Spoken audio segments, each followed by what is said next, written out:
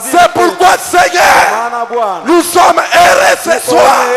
Parce qu'il est écrit, il n'y a plus de condamnation pour ceux qui sont à Jésus-Christ. Béni soit-il à jamais. Nous sommes venus ce soir pour te rencontrer, Seigneur, avec nos fardeaux, avec nos erreurs, avec nos manquements, avec nos iniquités. Oh Dieu de grâce, aie pitié de nous, pitié de chacun de nous. Nous avons failli pendant la journée, dans nos aides, dans nos passés, dans les divers actes que nous avons posés. Nous sommes indignes ce soir, mais il y a une seule personne qui est digne. C'est l'agneau immolé de Dieu. C'est pourquoi nous nous approchons de toi. Nous venons sous les seins et pleurer ta grâce et ta miséricorde. Laisse que tu acceptes chacun de nous ce soir. Merci Jésus. Et si bénis tout et chacun de nous. Rencontre tous nos problèmes ce soir. Nous nous recommandons chacun entre tes mains. Laisse que Seigneur, alors que ta présence est déjà au milieu de nous, toi qui as promis dans ta parole, deux ou trois rassemblés à mon nom, je suis au milieu d'eux. Seigneur, est ta présence au milieu de nous. Décharge les fardeaux de chacun. Guéris chaque malade.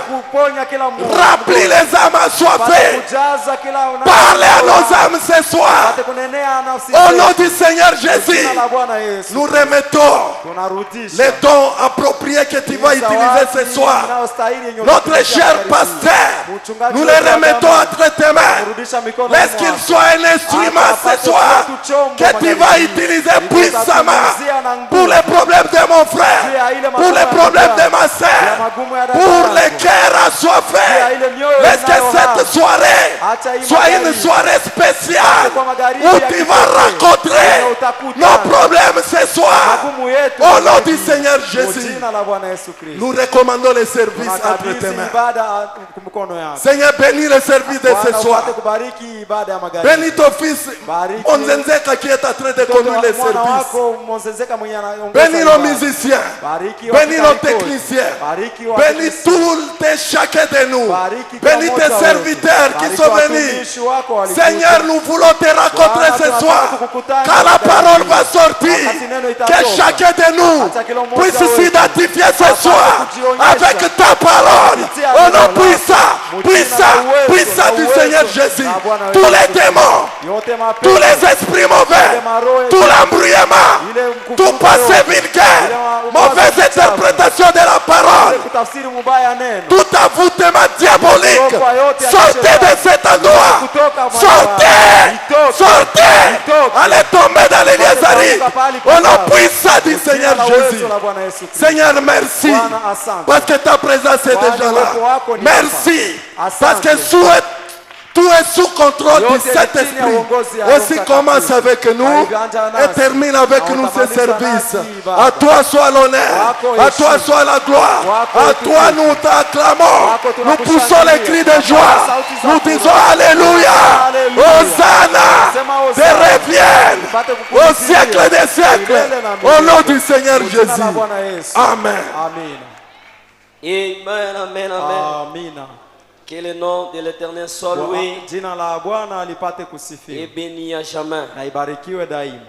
Sans plus tarder, nous allons prendre les cantiques inspirés. Nous chantons dans le numéro 266.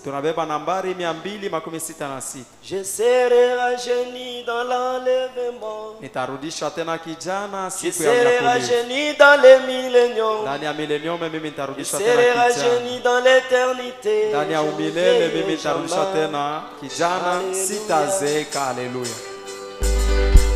Chantons comme des personnes qui sont délivrées.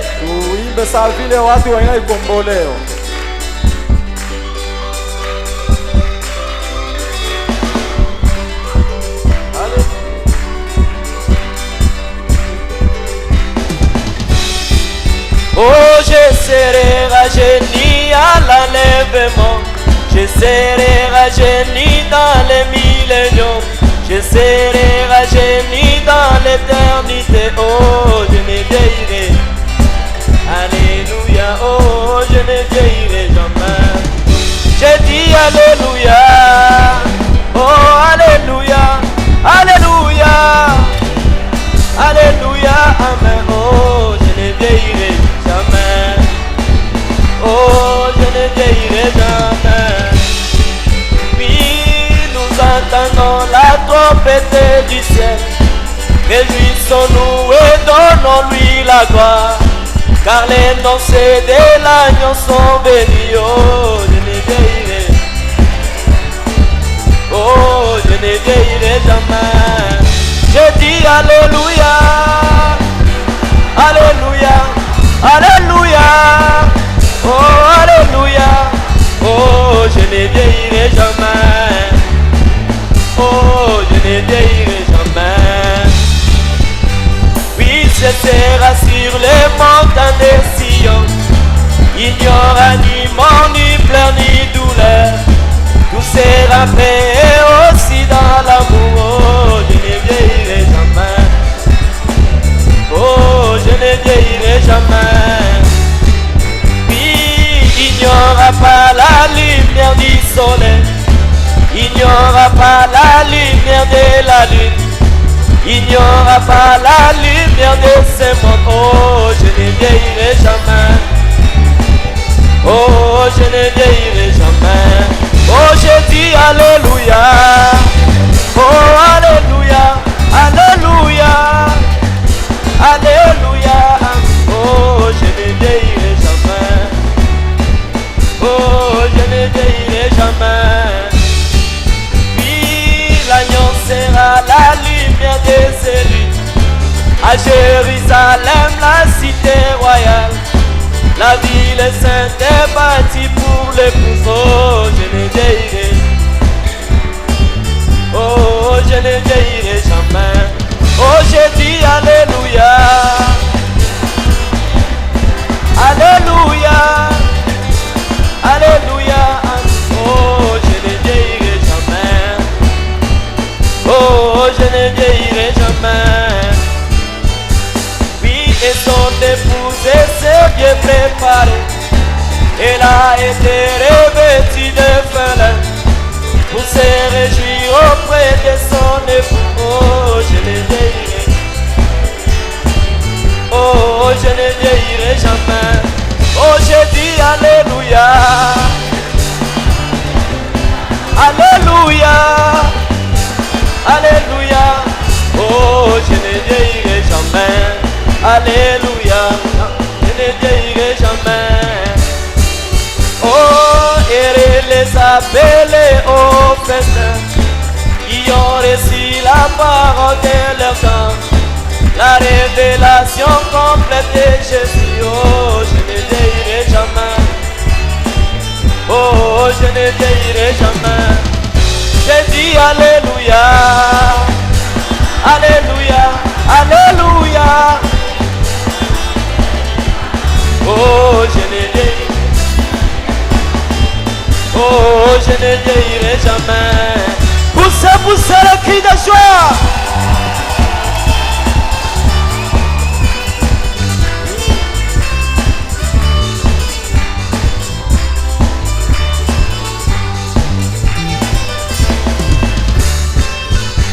Pole na kolo Yesu, moi kitoko na Nzambe.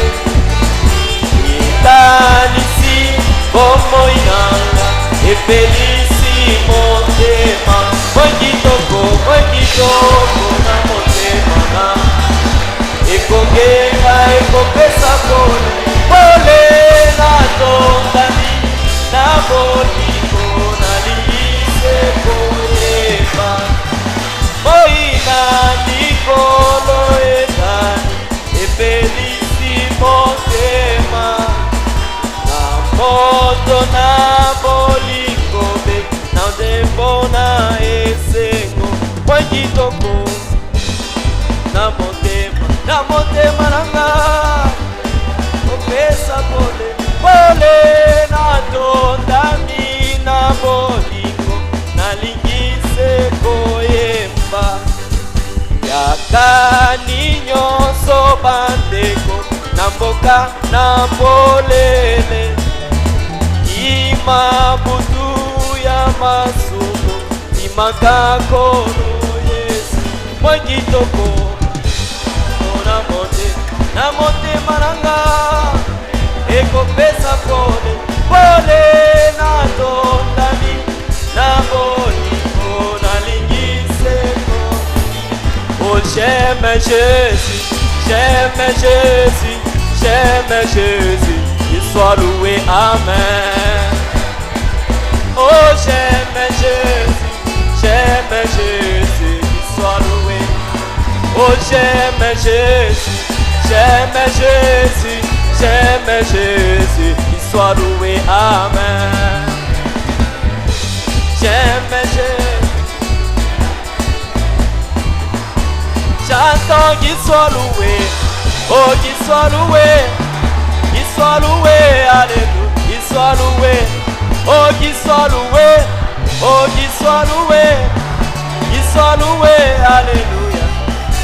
J'attends qu'il soit béni, qu'il soit béni, qu'il soit béni. Oh, nampenda Yesu, nampenda Yesu, nampenda Yesu, asifiwe, amen. Nampenda Yesu, nampenda Yesu, asifiwe, imba asifiwe, oh asifiwe, asifiwe, haleluya. Oh asifiwe kwa upendo wake, oh asifiwe, yeye ameniokoa, oh asifiwe, oh asifiwe kwa ujumbe wa wakati, oh asifiwe, asifiwe, haleluya. Nampenda Yesu, nampenda Yesu, nampenda Yesu, asifiwe, amen. Nampenda Yesu, nampenda Yesu, nampenda, haleluya, nampenda, amen, haleluya. Oh, nampenda Bwana Yesu kwa kuniokoa, nampenda, amen, nampenda, nampenda Bwana Yesu kwa kuniokoa, nampenda, amen. Poussez le cri de joie. Oh, nampenda Bwana Yesu kwa kunisamehe, nampenda, amen.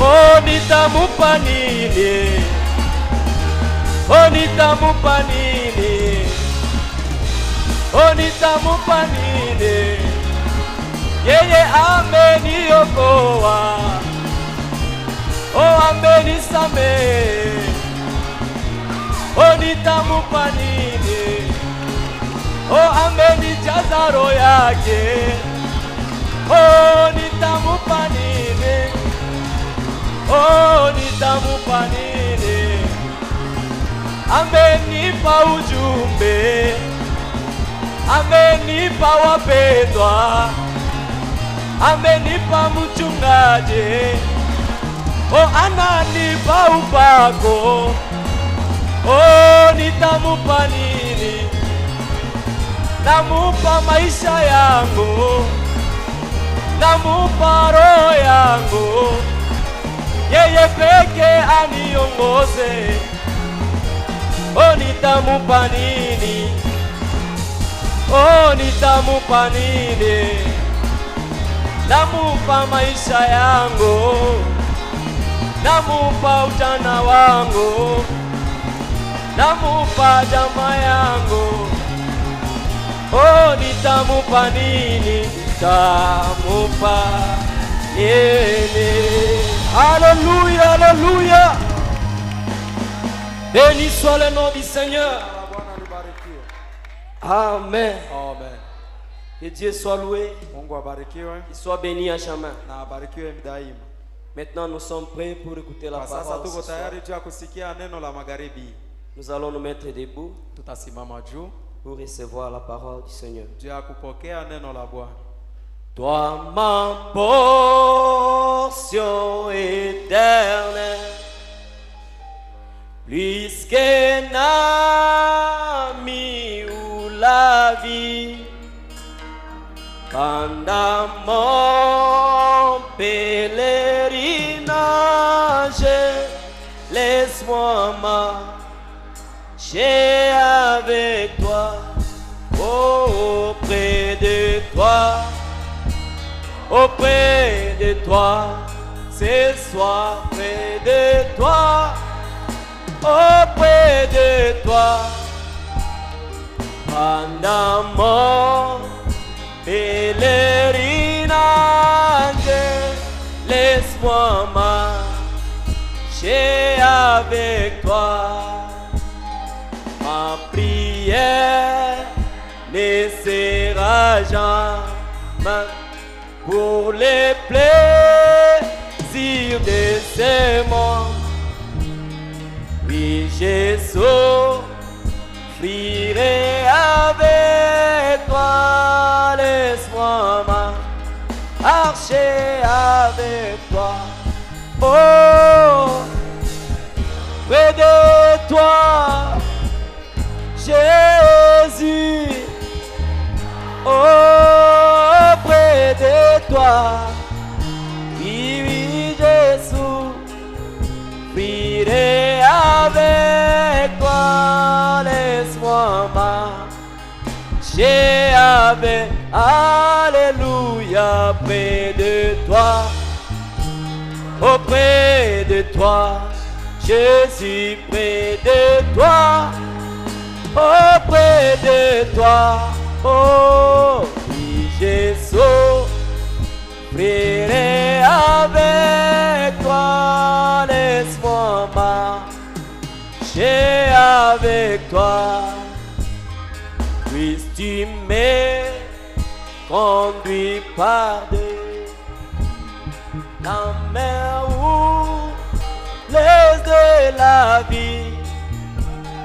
Puis-je alors entrer dans la gloire avec toi, oh mon Seigneur, près de toi, près de toi, et près de toi, auprès de toi, oh oui, alors entrer dans la gloire avec toi, oh mon Seigneur, près de toi, près de toi, et près de toi, près de toi, oui, j'allons entrer dans la gloire avec toi, oh mon Seigneur, près de toi.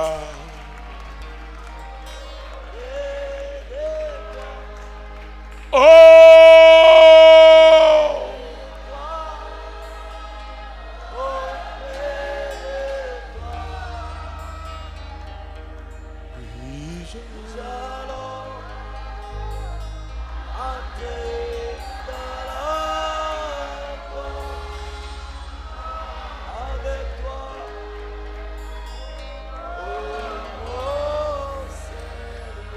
juste lève ta main près de toi.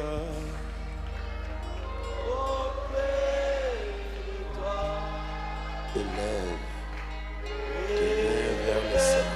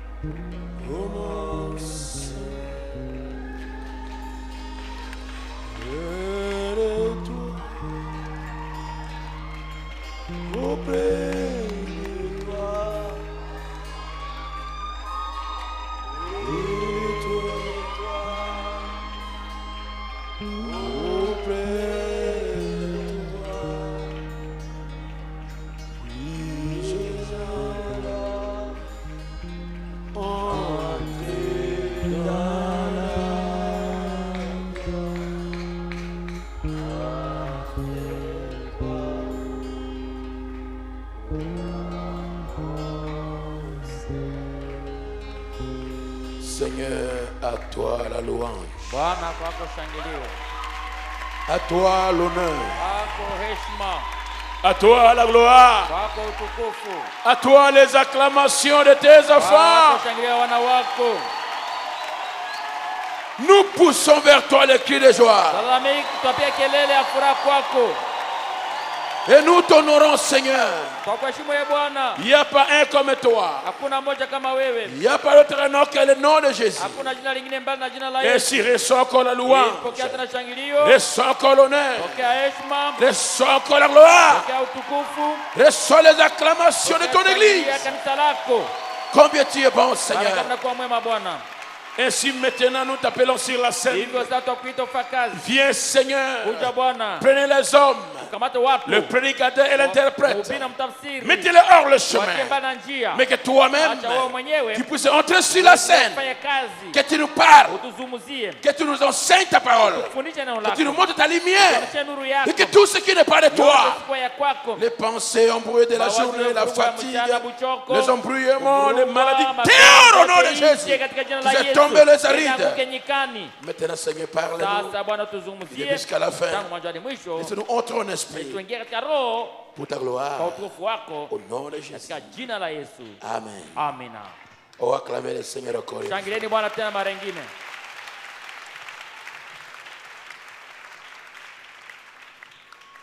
Est-ce que vous aimez le Seigneur Jésus-Christ? Si prenez vos Bibles avec moi, ouvrons dans Apocalypse,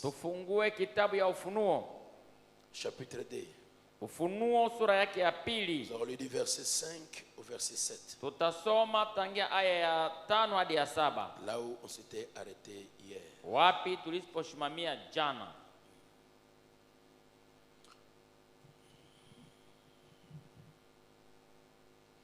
Commençons au verset 4. Mais ce que j'ai contre toi, c'est que tu as abandonné ton premier amour. Souviens-toi donc d'où tu es tombé, répands-toi et pratique tes premières œuvres. Sinon, je viendrai à toi et j'ôterai ton chandelier de sa place, à moins que tu ne te répandes. Et tu as pourtant ceci, c'est que tu hais les œuvres des Nicolaïtes, œuvres que je hais aussi. Que celui qui a des oreilles attende ce que l'Esprit dit aux églises. À celui qui vaincra, je donnerai à manger de l'arbre de vie qui est dans le paradis de Dieu. Amina. Lakini nina neno juu yako, kwani umeacha mapendo yako ya kwanza. Kumbuka toka wapi ulipoanguka, ukatubu, ukafanya matendo ya kwanza. Lakini kama usipofanya hivi, nitakuja kwako upesi, nitaondoa kinara chako katika pahali pake usipotubu. Lakini una neno hili, ya kuwa umechukia matendo ya Nikolai ambayo mimi ninachukia. Yeye aliye na sikio asikie neno ambalo Roho anaambia makanisa.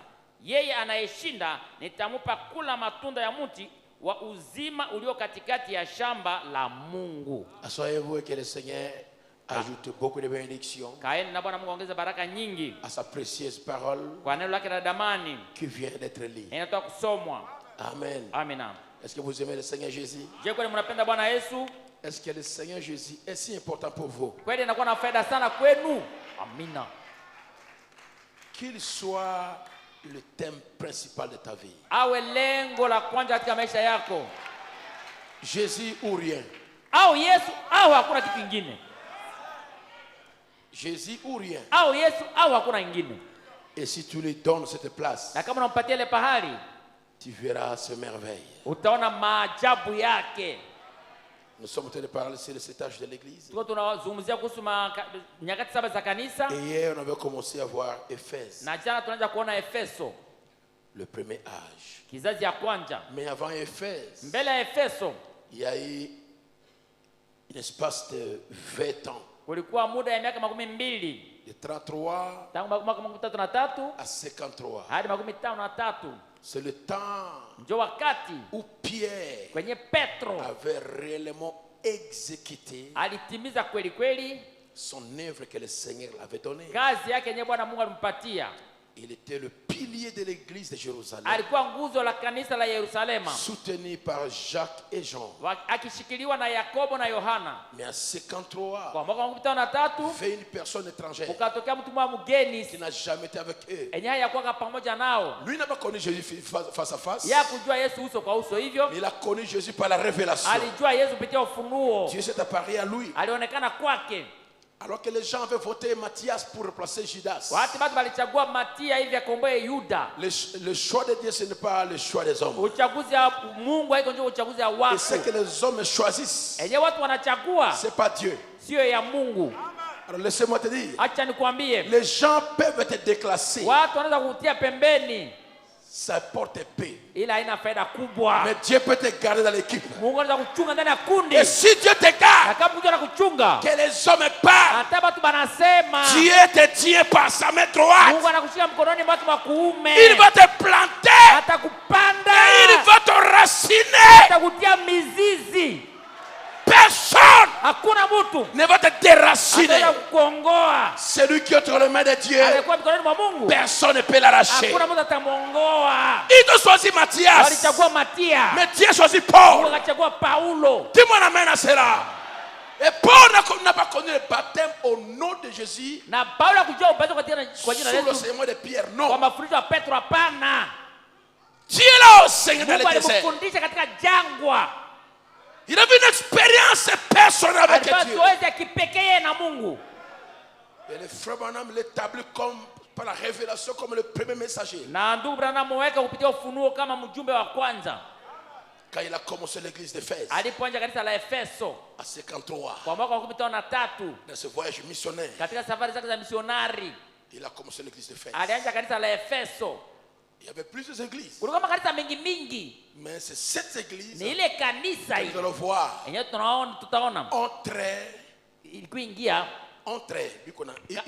Ils ont les caractéristiques qui vont prendre l'espace du temps de ces 2000 ans du christianisme. Alors Paul était choisi par Dieu. Il était le premier messager. Alors que Dieu avait aussi choisi Pierre. Il était le premier pasteur. Et cet âge de 20 ans, c'est ça.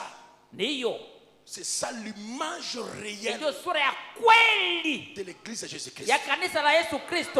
Est-ce que vous me suivez? Pendant ces 20 ans, Dieu a fait des choses extraordinaires. Il a fait voyager Philippe comme il pensait. Les hommes, l'ombre de Pierre pour guérir les malades, les mouchoirs qui touchaient les habits de Paul, chasser les démons. Il y avait l'harmonie. Quand Tabitha est morte, le pasteur Lucas l'a dit, mettons-le là. Mon niveau n'est pas ce niveau. Nous connaissons un frère. Il s'appelle Simon. Appelez Pierre. Allez l'appeler. Nous connaissons qui il est. Cela n'a pas diminué le pasteur. Pierre est venu, il pria. Et Tabitha se réveilla. Alors qu'il était dans la chambre haute, en train de prier, Dieu l'a montré qu'il devait aller à Césarée Maritime. Il y avait un travail là-bas. Oh, quelle harmonie. Il n'y avait pas celui qui est petit, celui qui est grand. Chacun connaissait sa place. Tout le monde amène à cela. C'est 20 ans.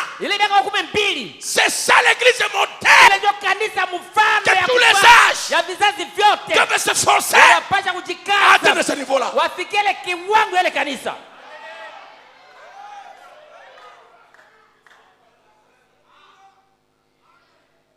Je ne l'ai jamais prêché avant comme ça. De comprendre l'espace là. Parce que notre meilleur enseignant, c'est le Saint-Esprit. Qui peut dire amen à cela? Amen. Alors, l'église d'Éphèse commence. Éphèse signifie relâchement. Pendant les 20 ans, il n'y avait pas de relâchement. Pierre a dit, choisissons des diacres pour nous laisser nous aux prières et jeûnes, pour s'occuper de la prédication de la parole. Et on parle Antioche. Il y avait des docteurs et des prophètes. Chacun connaissait ce ministère. Ils priaient ensemble. Et Dieu leur a montré ce qu'ils devaient faire. Où est ce Dieu aujourd'hui?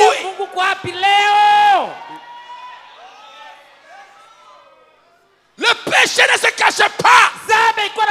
Parce qu'il y avait la parole de connaissance. Aujourd'hui, les hommes haïssent ça. Mais laissez-moi te dire, ce que Dieu a planté, personne ne peut ôter cela. Dieu agira avec celui qui est prêt d'agir avec lui. L'incrédulité n'arrêtera jamais Dieu. Elle va arrêter les incrédules.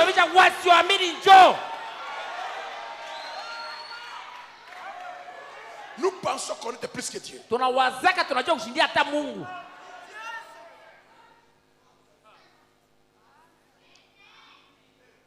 Il y a une histoire qui se passe à Boune maintenant. Bébé de Bethel. Chez vous là-bas. Parole de connaissance. C'est pas le message. Si ton niveau est petit, viens poser la question. Nous avons une longueur d'avance. Je dis nous avons une longueur d'avance.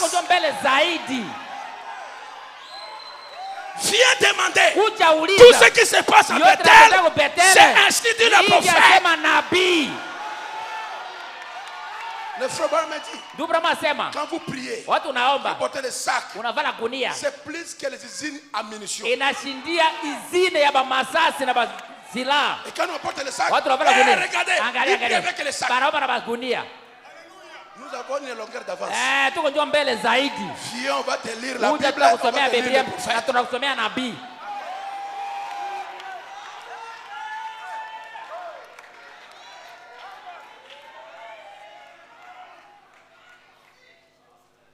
Et par-dessus tout, nous avons les anges qui nous visitent. Encore une longueur d'avance. On n'a pas le temps de débat. Notre souci, où est le Dieu de Branham? Où est le Dieu des apôtres? Où est le Dieu de la Bible?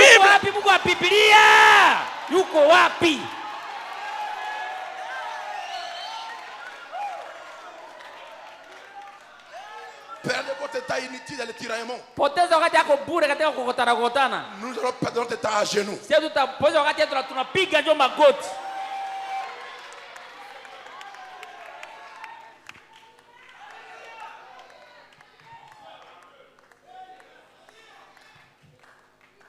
Éphèse.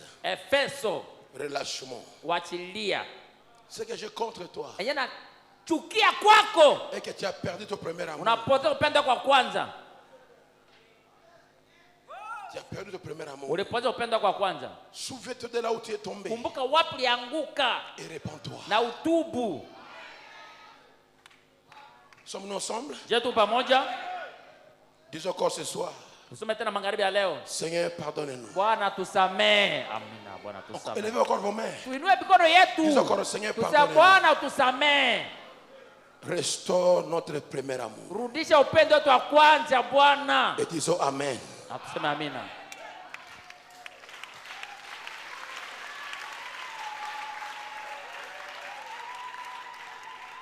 C'est Dieu. Kama Mungu. C'est Dieu-là. Yule Mungu Qui était présent. Alikuwa pale. Que Paul pouvait sortir dire. Paulo ongeza kutoka nasema. L'ange disait que je seulement parler maintenant. Malaika Mungu yeye anatumikiaka anatoka kunizungumzia sasa. Comment l'ange t'a parlé? Alikuwa kuzungumzia namna gani? Un ange. Malaika T'a parlé. anakuzungumzia. Ah oui, l'ange parle. Ndio malaika anazungumzaka. On a lu les prophètes. Mesoma nabii. Tous les gens qui ont reçu un appel spécial de Dieu. Wale wote waliopata wito wa kipekee ya Mungu, Un ministère spécial. huduma ya kipekee, Les anges les visitent. wa malaika wanawatembeleaka. Si les anges ne te visitent pas, Kama malaika ne fais bakutembelea, pas souci. usikue na huzuni. Sois seulement sûr que tu as le Saint-Esprit. Uwe na uhakika useme kuna Roho Takatifu njoo. L'ange a parlé à Marie. Malaika alitokea Maria. Il n'a jamais parlé à Elisabeth. Haya tokeaka Elizabeth. Mais ça n'a pas changé. Elisabeth a eu l'enfant. Haikubadilisha. Elizabeth alizala njoo mtoto. Et Marie aussi a eu un enfant. Na Maria alizala mtoto. Elisabeth est le messager. Elizabeth alizala mjumbe. Et Marie a mené le Seigneur. Na Maria anazala Bwana. Où est le problème? Magumu kwa wapi?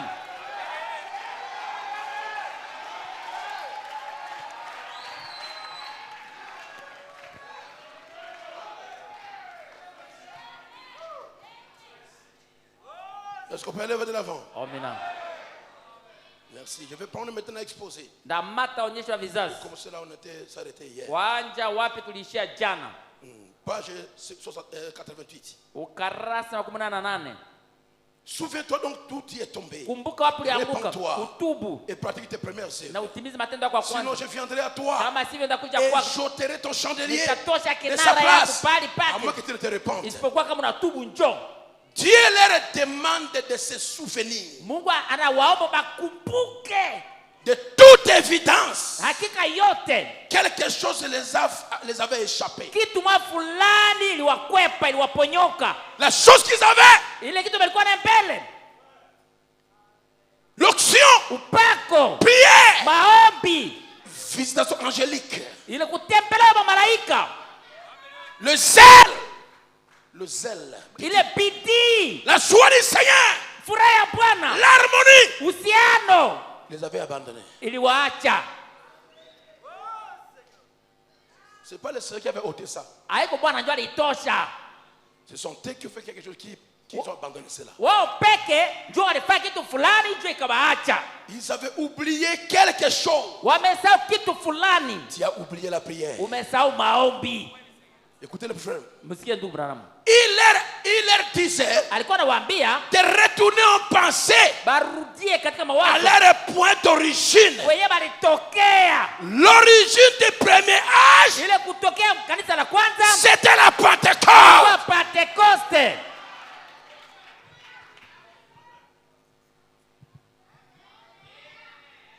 L'origine Ile kwenye ulitokea. du premier âge, Kizazi ya kwanza c'était ici. ilikuwa Pentekoste. Et Dieu le demande, Na anauliza retournez ici. rudia hapa kumwanzo. Gardez ça tout le long de la prédication. Mchunge ile muda wa mafundisho yote.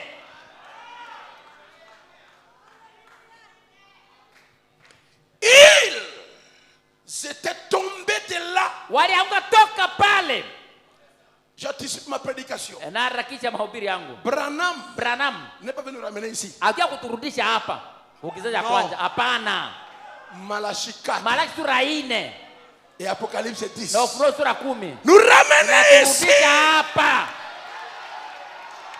Je vais écouter la main à ça. Hapa sikiamina kwa hayo. Si on est restauré à Kama Éphèse, tunarudi kwa Efeso, nous allons relâcher. tutaachililia. Ce n'est pas notre Haiko place. pali yetu. Nous retournons au temps apostolique. Tuache ba mitume. Criez mon amen. Là, il n'y avait pas relâchement. Kwa na kuachililia.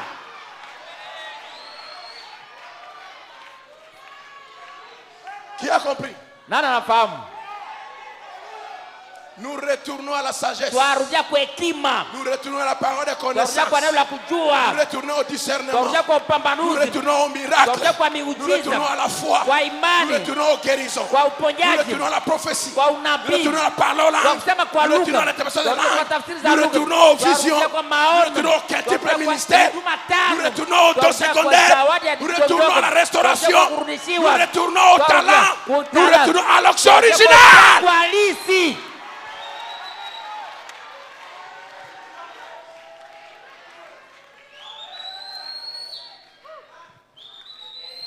Nous ne retournons pas là où les gens sont tombés.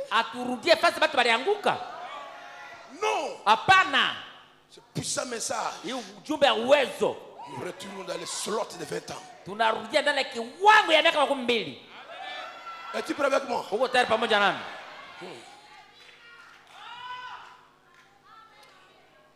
Ils étaient tombés de là. Ils en avaient oublié la gloire. Et c'est merveille. Ils étaient temps d'y retourner en pensée.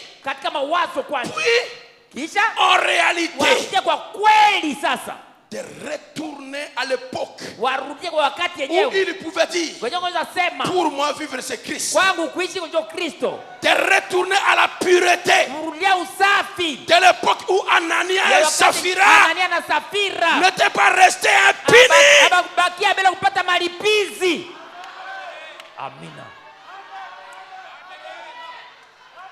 Tu veux retourner au temps? Nous retournons à quel temps? De Acte 4. Or Éphèse n'était pas Acte 4. Éphèse. C'est encore la 33. Et 34. C'est Pierre qui tournait. Oh, I want to go back there. Je vais retourner là-bas. Es-tu prêt pour retourner là-bas?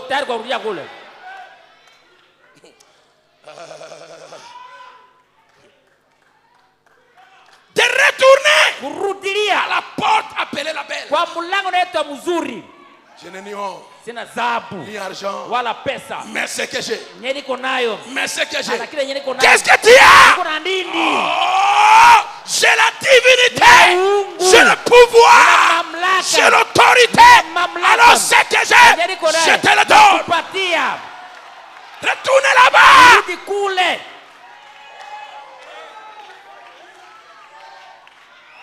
Je te dis, c'est une longueur d'avance. D'autres prêches, nous devons retourner à l'âge d'Éphèse. Mais nous, non. Éphèse, rétrograde. Nous retournons au temps apostolique. C'est ainsi dit le Seigneur.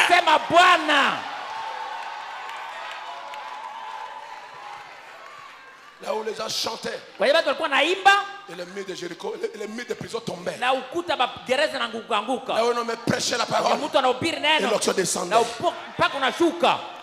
Là où le sang des gens avait le pouvoir plus que le vin de serpent.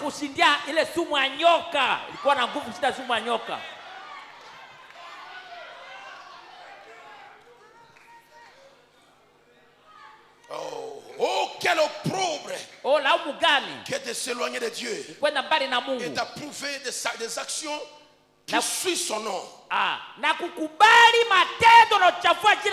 Que ceux qui prononcent le nom de son nom s'éloignent du péché. Et qu'ils gardent leur face pure pour Dieu. Regardez ce que vous avez été dans votre cœur, dans vos pensées, dans votre vie. Puis retournez à cela. Par quel chemin retourner? Par le chemin de la repentance. Si ce n'est pas la repentance qu'un pécheur doit venir à Dieu, alors combien plus le chrétien tiède, rétrograde, devra-t-il se repentir? Repentez-vous. Portez le fruit digne de la repentance. Prouvez-le par votre vie. Si tu ne te réponds pas, dis Dieu, j'ôterai ta lampe.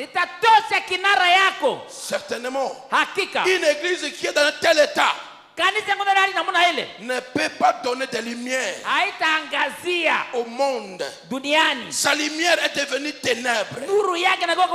À ce moment-là, Dieu lui ôtera son messager fidèle et ses bergers fidèles. Une église qui n'aime pas le surnaturel, Dieu viendra ôter le pasteur.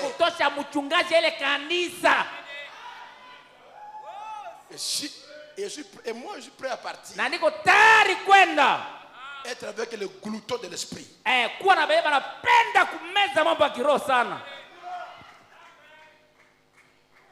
J'arrive. Ouais. Il les abandonnera à eux-mêmes.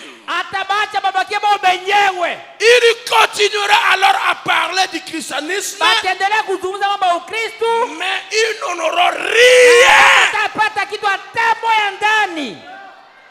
Combien de gens parlent aujourd'hui du message aujourd'hui, du christianisme aujourd'hui, mais Dieu n'agit rien.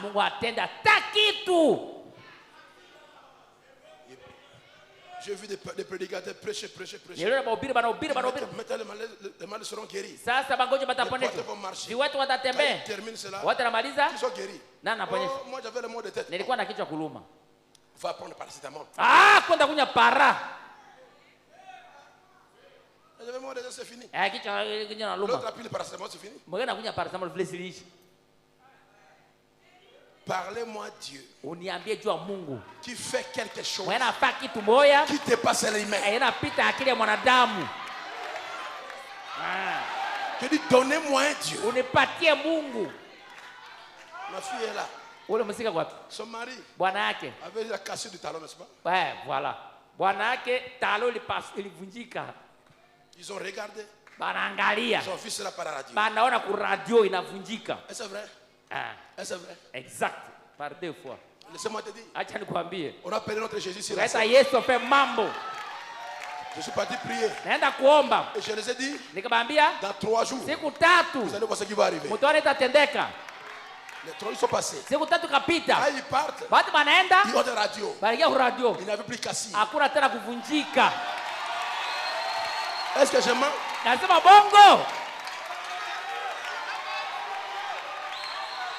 Ne jouez pas avec le vrai Jésus que William Branham nous a apporté.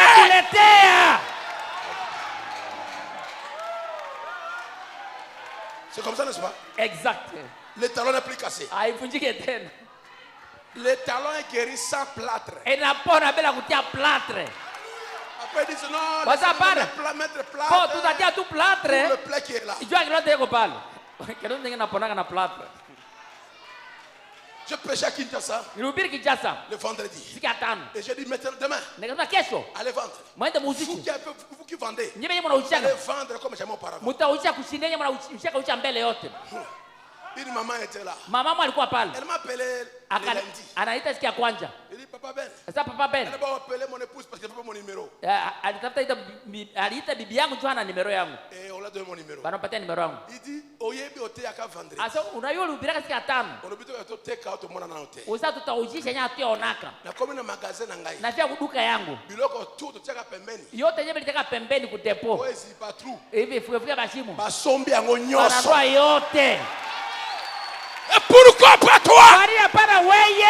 Je te dis, je te lance un défi. Si tu dis Amen, t'as 3 jours, quelque chose arrivera avec toi et tu vas amener le témoignage ici. Amen.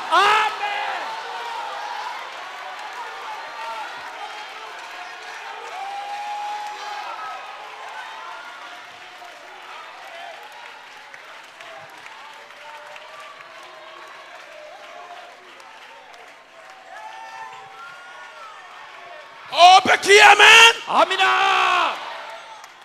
Je te dis, dans 3 jours, tu verras ce qui va t'arriver. Je n'ai pas déterminé quelque chose, mais chacun aura un témoignage. Que sera l'onction, que sera la vie de prière, que sera le feu, que sera l'onction, que sera la guérison, que sera la victoire.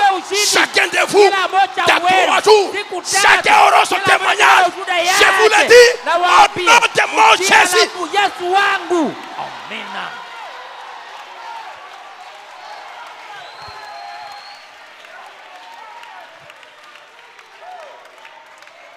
Âge de Éphèse. Kizazi ya Efeso.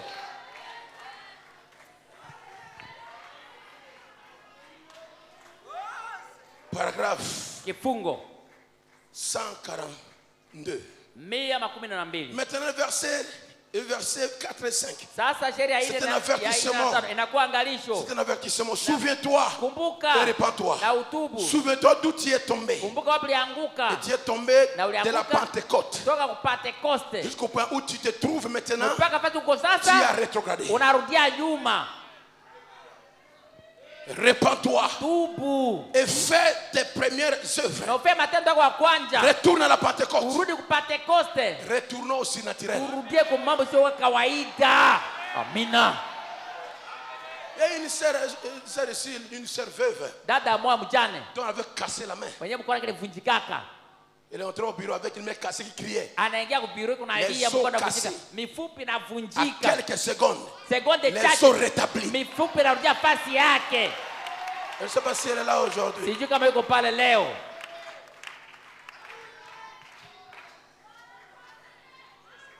Chantons. Oui, j'aime l'homme de Galilée. Oui, j'aime Jésus, l'homme de Galilée. Mon fardeau levé, mes péchés effacés. Oui, j'aime l'homme de... Acclamez-moi cet homme de Galilée. Retourne à la Pentecôte. Sinon, je viendrai vite à toi et j'ôterai ta lampe.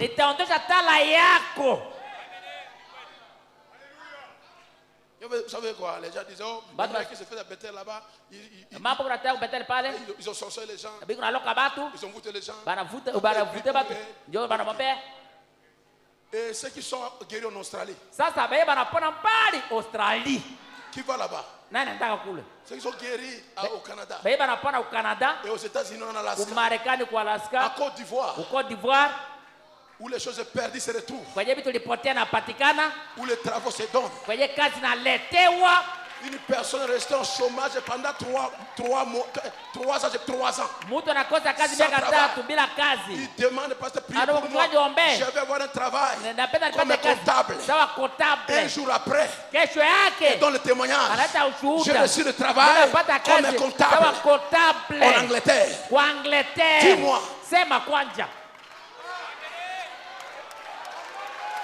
Notre Dieu n'est pas faible. Si ton Dieu est faible, essaye notre Dieu. Dis-moi Amen.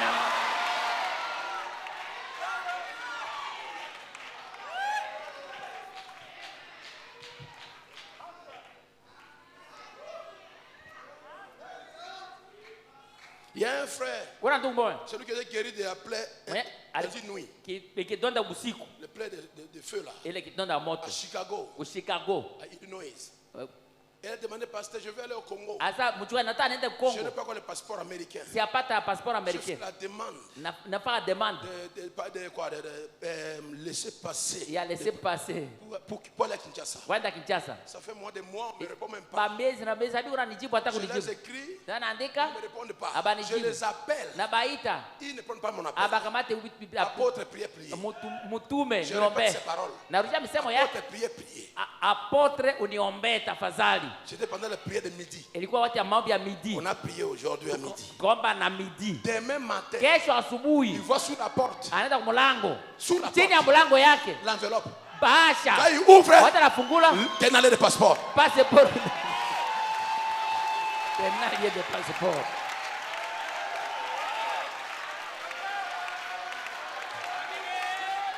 Je vous introduis un Dieu omnipotent.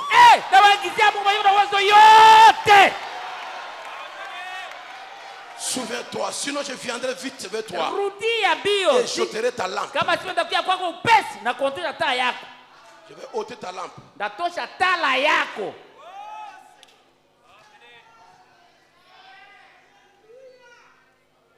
Il va ôter la lampe. Ndatosha taa. Ta lampe partira. Taa yako taenda.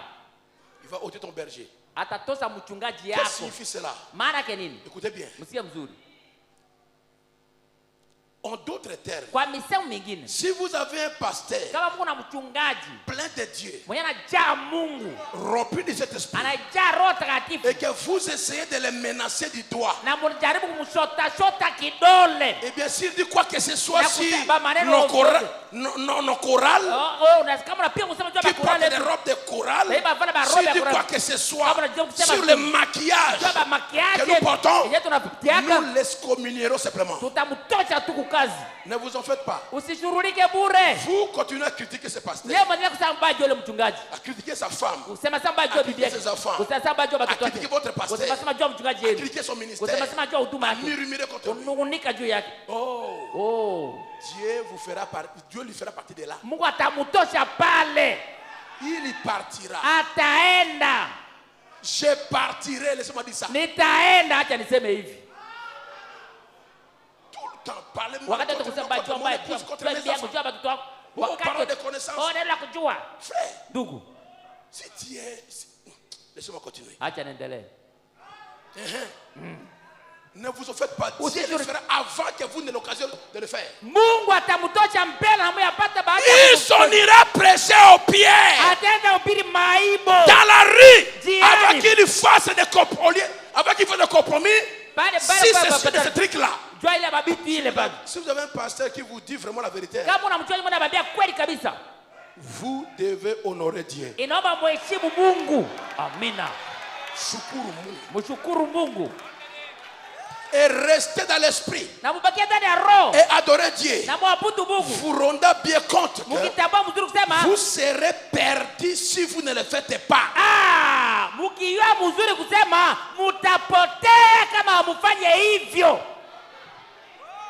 C'est grave. Rejetez votre pasteur, vous serez perdus.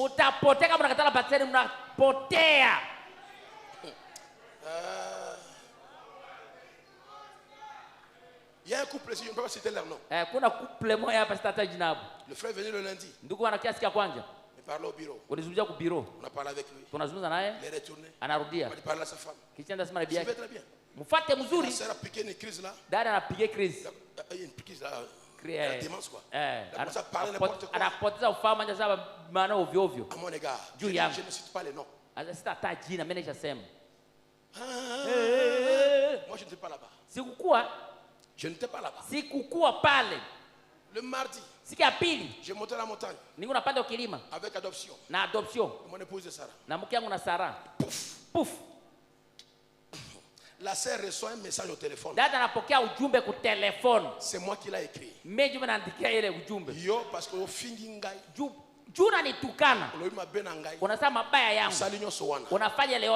Et Sili, inaisha, sitakupokea tena kubiro yangu tena.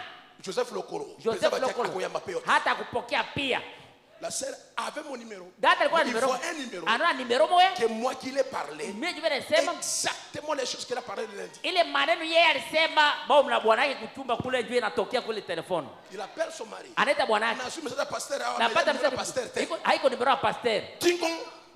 Le message entre chez le mari. Toi parce que tu as laissé ta femme m'injurier. Toi aussi. J'étais au volant. Quand le message est arrivé là-bas, la sœur m'appelle. Pasteur, tu ne t'es pas envoyé un message. Je suis au volant. Je ne connais pas ces problèmes. Après, c'est le mari qui m'appelle. Qui est pasteur. Et puis, c'est pas moi qui ai. J'ai pris le numéro. J'arrive à la montagne. Je prie. Dieu me dit, c'est moi qui ai fait ça. Ils vont essayer d'appeler ces numéros. Ça ne passera jamais. Tu vas à Vodacom. Ils vont leur dire que ces numéros n'existent jamais. Ils sont ici. Biko hapa. Mais j'ai dit je ne peux pas les montrer. Nishasema sitataja jina yao. Ils viennent vers moi. Banakia kwangu. Hier mercredi. Jana siku ya tatu. Ils parlent. Banazungumza. Dit que c'est Dieu qui vous a parlé. Dieu envoie des SMS. Mungu anatuma ba SMS.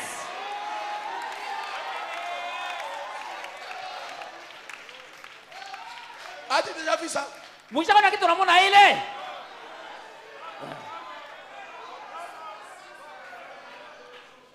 Continue à parler mal contre moi. Endelea kusema juu yangu, endelea. Mon Dieu, Mungu wangu sera près de toi. Atawa karibu nawe. Bazawa. Biko hapa. Ce sont mes enfants. Batoto yangu. On les appelle par le nom. Sitabaita na jina hapo. Je dis je n'ai pas écrit ça. Non, parce que je ne connais pas ça. Mimi maneno ile. Et depuis la même moi le numéro ne passe pas. Natangia mie vile numero nya haipiti. La meilleure copain de téléphone c'est Dieu lui-même. Mwenye na yoma telefoni mzuri zaidi kwa Mungu yeye peke. Autindre message. Atakutumia ujumbe. Notre Dieu commence à reprocher par SMS. Mungu wetu anaanza kuamakia watu na SMS. Faites attention. Fanyeni angalisho. Donc il met l'argent dans la banque. Anatia franga kubake Mungu. Est-ce que c'est la vérité? Amina. Alors attends-toi au miracle que tu n'as jamais vu. Jongo jele kumuuza nyao yonaka. Ils sont ici. Biko hapa.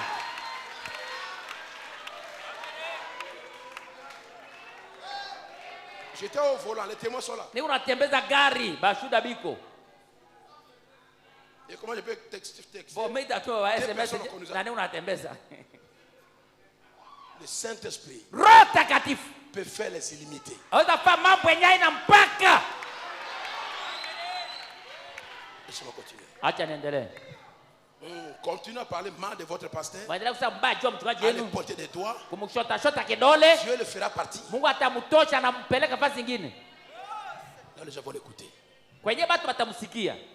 Les gens vivent aujourd'hui. Watu wanaishi leo comme si la vie ici sur terre était l'unique chose qui existe. Sawa maisha duniani hapa ndio mwisho wa mambo. Vous ne vous rendez pas compte que vous avez une âme qui quittera ses lieux pour aller quelque part.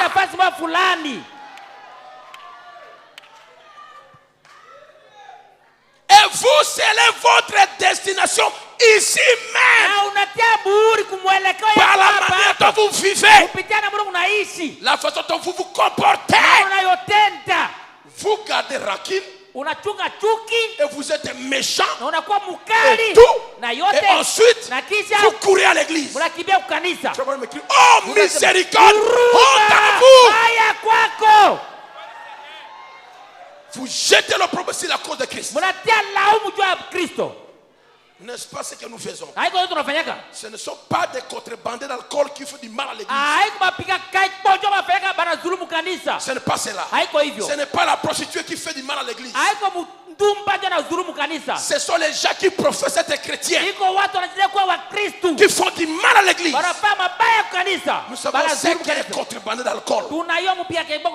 Et nous savons ce qu'est une prostituée. Mais lorsque nos sœurs s'habillent comme des prostituées,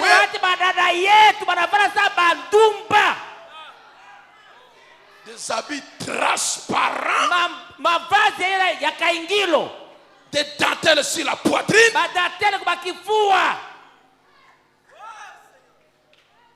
des petits jupes aux genoux, moulin le corps.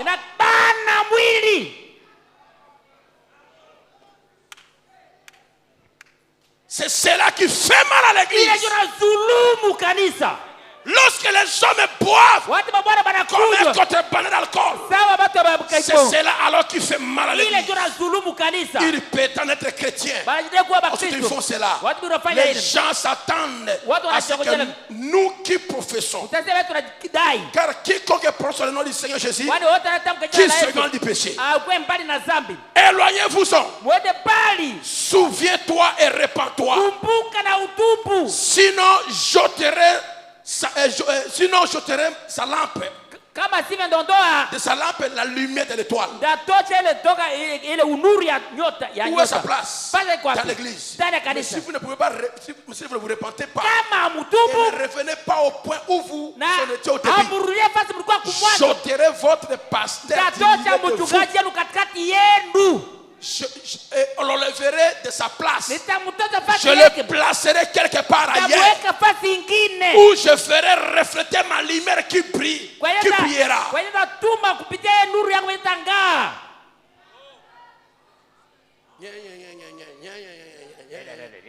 Pasteur vile ko mutu sasa. Mchungaji pesa moto lokola biso. Assurément il est un homme comme toi. Bila shaka mtu sawa wewe. Mais il est plus qu'un homme. Mais anashindia mtu njo. S'il a Dieu. Kama yuko na Mungu. Amina.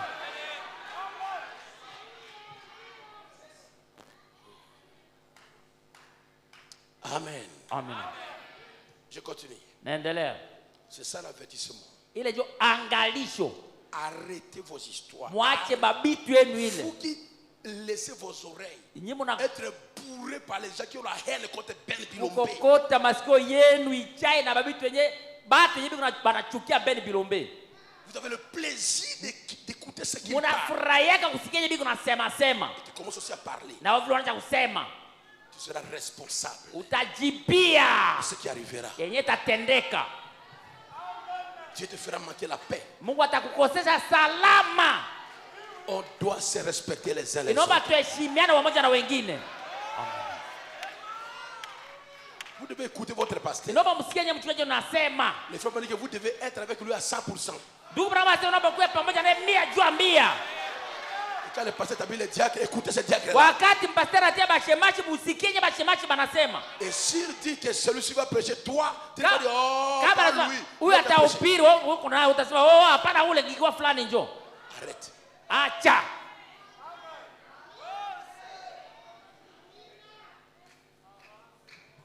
Il y a des temps que toi tu dors, lui ne dort pas. Kuna watu wenyewe unalala ya lale. Dieu l'a appelé la lumière de l'église. Mungu ndio anamuita nuru ya kanisa. Qui? Nani? Qui? Nuru ya kanisa mchungaji. Qui est la lumière de l'église? Nani ndio nuru ya kanisa? Oh, j'ai pas écouté.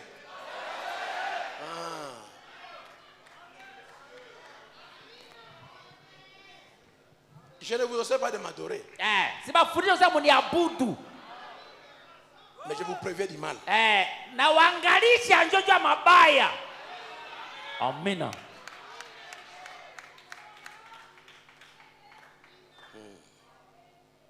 On peut continuer. Amina. Oui, je dois terminer ça aujourd'hui. Alors il dit maintenant il y a quelque chose toi tu es. Kuna kitu unachukia. Les œuvres de Nicolaï. Matendo wa Nikolai. Qu'est-ce que cela veut dire? Maana yake nini? Les œuvres de Nicolaï. Matendo ya wa Nikolai. Ça c'est Kaseng. Analysons ce mot pour découvrir ce que nous avons avant d'aller plus loin. Tuangalie msemo mzuri hivi tujue kama ni nini mbele kwenda mbali. Le mot Nicolaïte. Ile maana c'est une chose un peu étrange pour moi. Ni kitu kigeni kwangu. J'ai pris le dictionnaire grec et j'ai pu trouver Nicolaïte qui vient du mot Nico. Inatoka msemo Nico. Qui signifie Nico. Nico signifie conquérir ou bien vaincre. Ndio kutawala ou kushinda ou bien tawala. Et les laïcs, na laïcs, ce sont les croyants. Ndio waamini sasa. Nicolaïque signifie dominer les croyants. Nicolaïque maana yake kutawala waamini. Il fait peur aux gens. Bwana kopesha batu. Que le nom de pasteur peut même pas sonner. On ne peut même pas parler ça. Kwa namna jina mchungaji hapata pima takutaya utaya iko kuogopa sana. Il lui donne un nom spécial. Wanapatia jina ingine. Quand il vient, watakuya. Au lieu de saluer les gens, pale usamea batu. Il s'éloigne. Batu wanaenda nyumbani. Laisse-moi te dire. Acha nikwambie. Tu es mon ami. Uko rafiki yangu. Et les amis se saluent comme ça. Barafiki banasalimiaka mkono kwa mkono. Que tu portes par-dessus bien quoi. Hatuna vala koti. Que tu portes salopette. Au na vala salopette. Les amis se saluent. Barafiki basalimianaka. N'est-ce pas ça? Haiko vile. Mais quand les pasteurs deviennent wati pasara geuka. Quand il s'approche. Anakaribia unaanza kutetemeka. Et il n'a rien. Na hana hata kitu.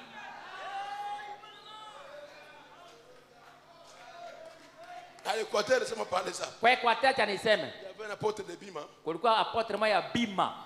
Vous savez, à l'Équateur, on ne mange pas dans la maison. Ku Équateur bakula kunyumba. À l'Équateur, on mange dehors. Banakulaka nje. Hadharani. Et ceux qui Si quelqu'un de bon arrive, kama mtu mzuri kia tukule, on mange dehors. nakulaka nje Le type là, ule type avec un gros ventre, na kubwa ya tumbu, il ôte sa chemise, anatosa shati yake, il s'assoit au milieu de la parcelle. anaekala katikati ya parcelle. Il y a 2 chaises là-bas. Viti viwili pale, Personne ne s'assoit. kwenye hakuna mtu anaikaliaka. Il mange avec les anges. Asa kuna kula ba malaika. Alors que c'est lui seul qui mange. Na yeye peke ndio anakula. Est-ce que les anges ont besoin de chaises pour s'asseoir? Ba malaika banahitaji kiti kwa kuikalia.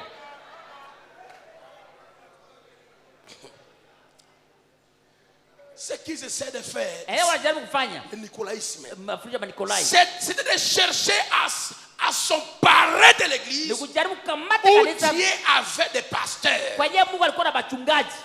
L'église est son pasteur, mais les nicolaïtes veulent renverser le pasteur. Les églises où le pasteur ne parlait pas, il y a quelques grands dignitaires qui sont là qui conduisent les choses. Pas ici! Tu es grand là-bas. Quand tu entres ici, tu es petit. On avait le frère CDD ici, n'est-ce pas? Commissaire de district. Qui se rappelle de lui? Il s'assoyait où?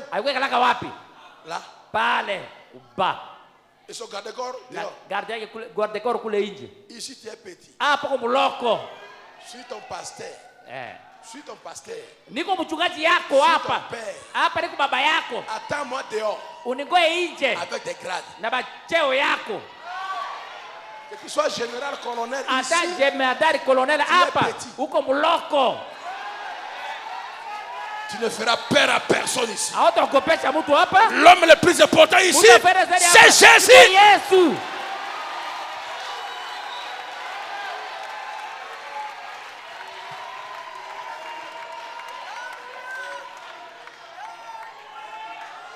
L'esprit de se mouver au travers de ces gens-là veulent conquérir l'église. Il a passé le pasteur. Et où l'esprit de se mouver au travers des dons de l'église.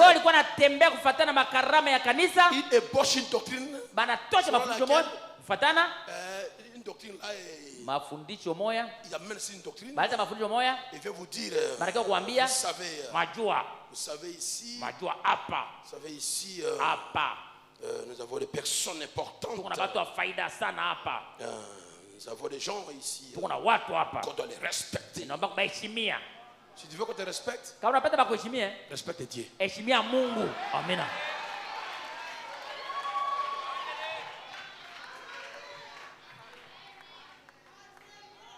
Dis-moi amen. Amen.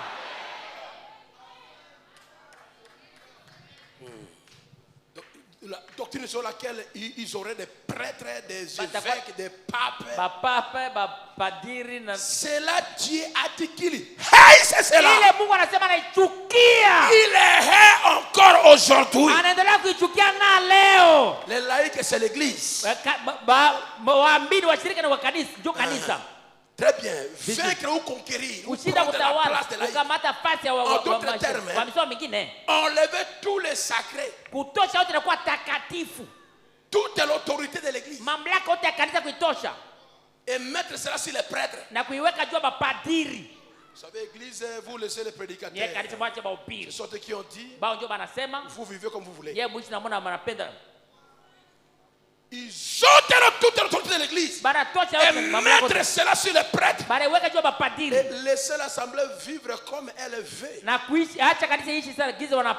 Mais le prêtre est le seul qui est saint.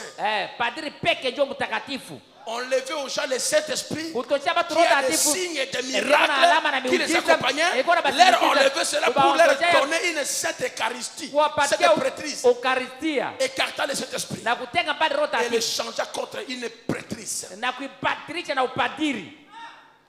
Cela est finalement, c'est cela le nicolaïsme. Dans cette église ici, c'était les œuvres au long du temps. Ça va devenir une doctrine. Maintenant, je me sens religieux. Le Saint-Esprit a été envoyé pour conduire l'église. Pas seulement les prédicateurs, mais l'église est tout entière. Amina. Le miracle est la part des prédicateurs et des croyants. Si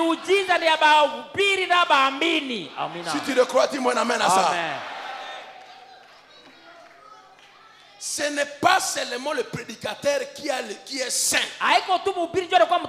C'est l'église tout entière qui a le Saint-Esprit. Amina. La sainteté est partie. Utakatifu naenda. C'est le prédicateur. Banatia ba ubiri. C'est le seul qui sont saints. Ba upeke ba batakatifu. Lokutana yo. Écoutez, dans l'exposé 89. Ndani aonesha vizazi 89. Vous voyez comment la chose a commencé dans l'église primitive. Il dit ceci. Je tiens pourtant à dire que je crois qu'il faut être conduit. Seulement, je ne crois pas qu'il faut être conduit par les hommes. Je crois qu'il faut être conduit par le Saint-Esprit à travers la parole. Je crois aussi que Dieu a placé des hommes dans l'église, des hommes qui sont doués par l'Esprit. Ce sont eux qui garderont l'église au nord. Je crois cela. Je crois aussi que l'église est gouvernée par des hommes de Dieu envoyés pour remplir cette fonction. Amina.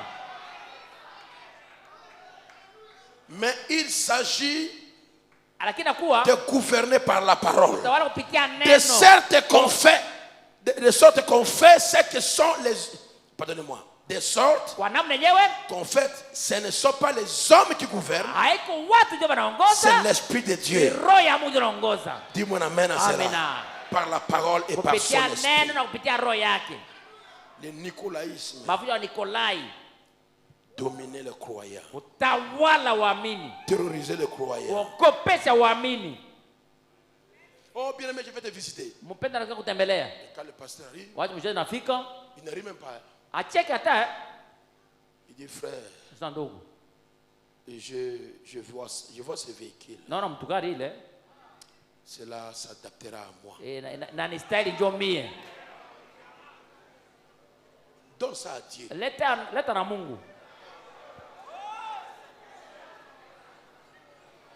Et la personne tremble beaucoup. La femme dit,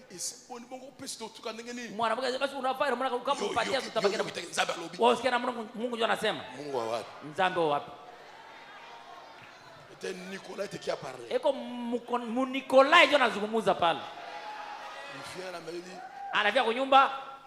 oh, c'est radio X-Bass. Ça me permettra pour rentrer en esprit.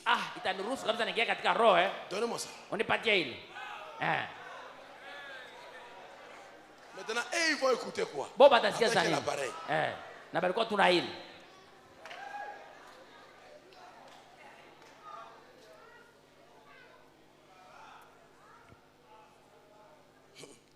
Le frère revient de la carrière. Hey! Viens d'abord ici. Combien tu as eu? On calcule 10 mais ici. Administrateur. Viens. Qui calcule maintenant. Kata ya Nzambe hawa. Ya Mungu katia tu hapa mara moja.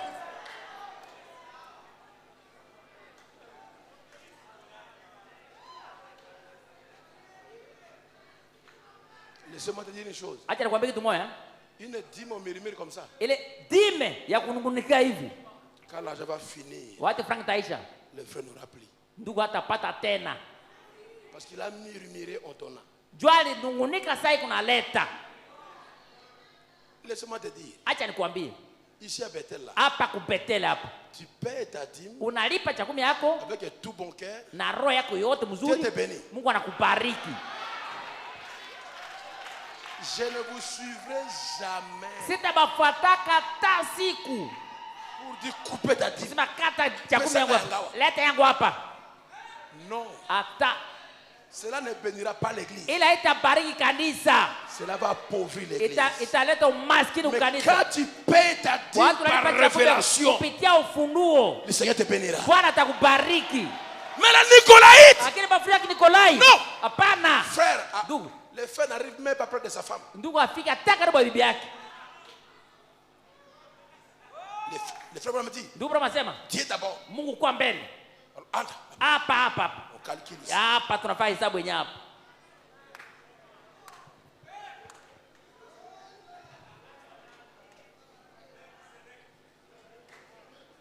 Ici nous avons les triples bénédictions aroniques. Hapa tuko na baraka hii mara 3 ya Haruni. Tu payes ta dîme volontairement. Unalipa chakula kwa kutaka yako. Tu es béni. Na Mungu anakubariki. Tu restes avec ton argent. Unabakia na franga yako. Ça ne peut pas nous arrêter. Haitatuzuiza.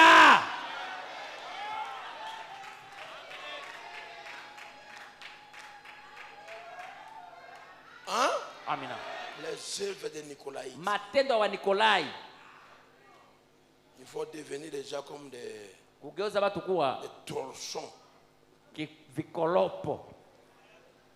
Les gens vivent dans la peur. Watu balishi ndani woga. Ils n'ont pas peur, ils n'ont pas la crainte de Dieu. Hawana njoga Mungu. Ils ont peur de l'homme. Baraogopa mtu. Et la première chose, si tu joues, na kitu ambacho kama unapima kucheza, je vais te maudire. Nitakulani. Mais mon Dieu dit bénissez. Mungu wangu anasema mubariki, njoo.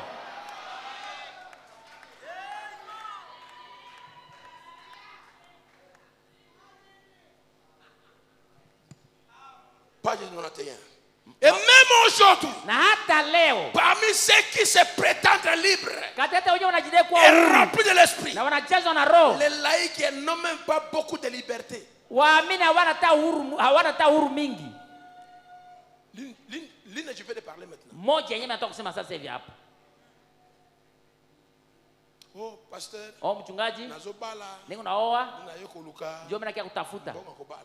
pesa kuoa. Toi, tu vas faire un voyage missionnaire pour récolter l'argent de mariage. Utasafiri voyage missionnaire kutafuta franga kuoa naye ya dot. OK. Mzuri. Et après, na nyuma yake, quand elle va mettre au monde, watatazana sasa. Voyage missionnaire. Utafanya voyage missionnaire. Mambo kutafuta ba préparation. Et ces gens comme ça là. Na watu naona ils prêchent avec des menaces. Bata ba upira na biko ba songa ajabu. Prêche avec des menaces. Ina ubiri na kuna menace. Musaina nzambe. Ya mtumishi wa Mungu. Upesie. Unapatie. Unabarikiwa. Haulete. Mungu atakupa bulani. Dieu ne maudira jamais Bethel. Mungu atalani yaka Bethel hata siku. Garde tes malédictions avec toi. Chunga balana yako na wewe mwenyewe.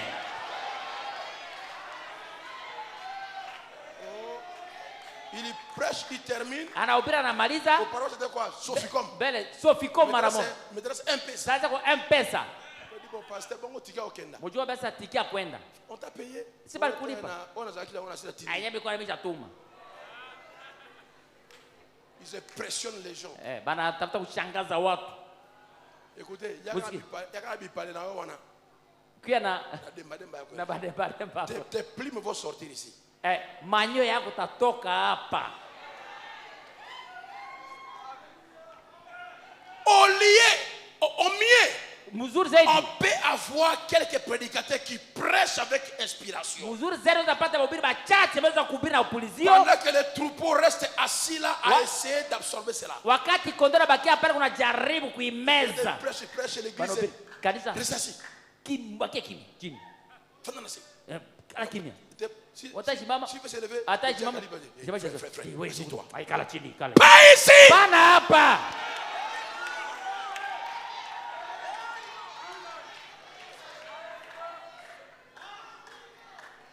Pendant que le troupeau reste assis là à essayer d'absorber cela. On est bien loin de Paul. Qui disait que quand tous se rassemblent, tous avaient la conduite de l'esprit. Et tous participent au culte spirituel.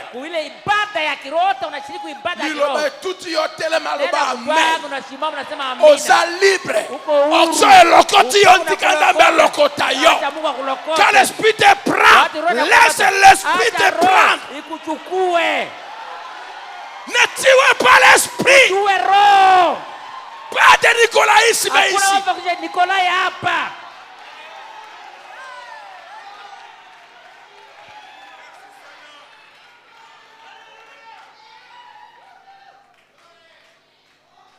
Oh, votre église est là. Je n'écoute même pas. Beaucoup de bruit. Les sœurs crient, les sœurs. Même les sœurs partent là devant. Mais oui, parce qu'ils aiment la parole de Dieu. L'aigle mange bouche à bouche.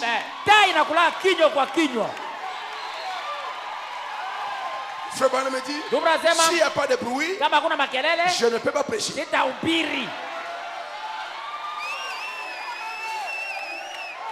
Il dit, comment saura-t-il que les gens comprennent la prédication? S'il ne crie pas amen. Recevez la liberté de l'esprit.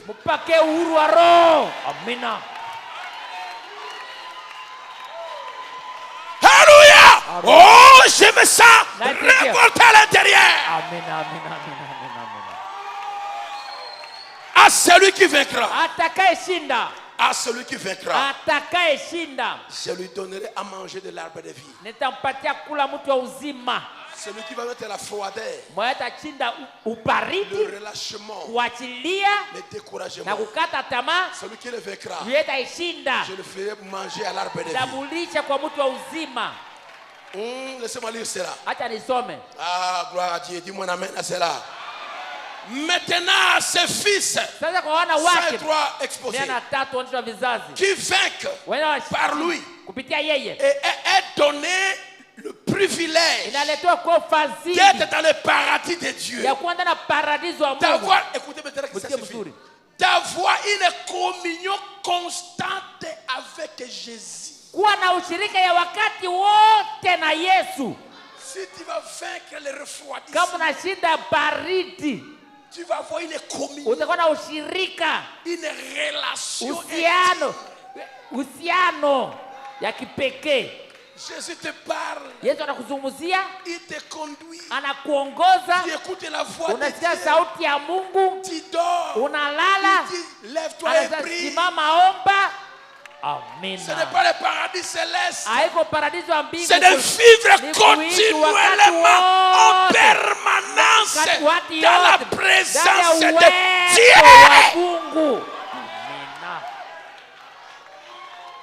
Je ne parle pas de quelques rosées d'onction. Je parle de l'effusion de la puissance. Où Dieu va te baptiser avec le baptême oculaire. Comme on fait avec Géasi. Géasi peut voir dehors et voir le monde invisible. Est-ce que tu veux cela? Il va baptiser tes lèvres avec le surnaturel. Et ce que tu vas parler, ça va se réaliser. Qu'est-ce qui arrive? Il a le même hier, aujourd'hui, éternellement. Amen.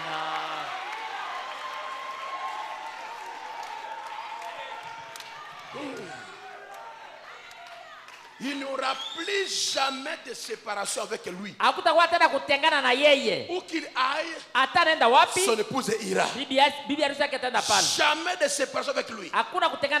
Ok, ce qui lui appartient, il le partage avec ses bien-aimés. Sur la base d'une relation de co-héritier. Hein? Amen. C'est qu'il faut vaincre le nicolaïsme, le relâchement. Dieu va les amener à une relation.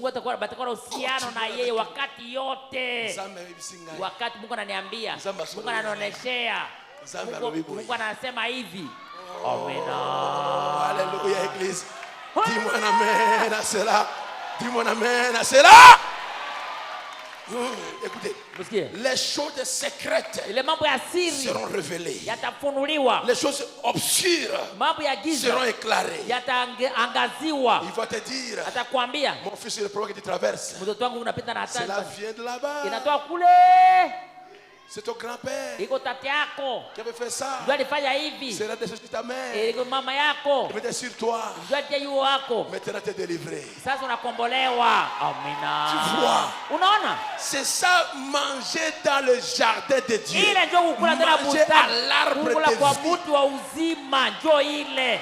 Alléluia. Amen. Alléluia. Amina. Là où Dieu tourne, il y a 3 ans, kuna miaka tu avais 3 reçu un choc dans le ulikuwa ventre. nasikia ulipata Et shock depuis utumbo. ce temps-là, Tangia ton wakati gros ile intestin yako avait gonflé. Il y a ilivimbaka tout le temps wakati wote la douleur dans le bas-ventre. maumivu chini ya tumbo.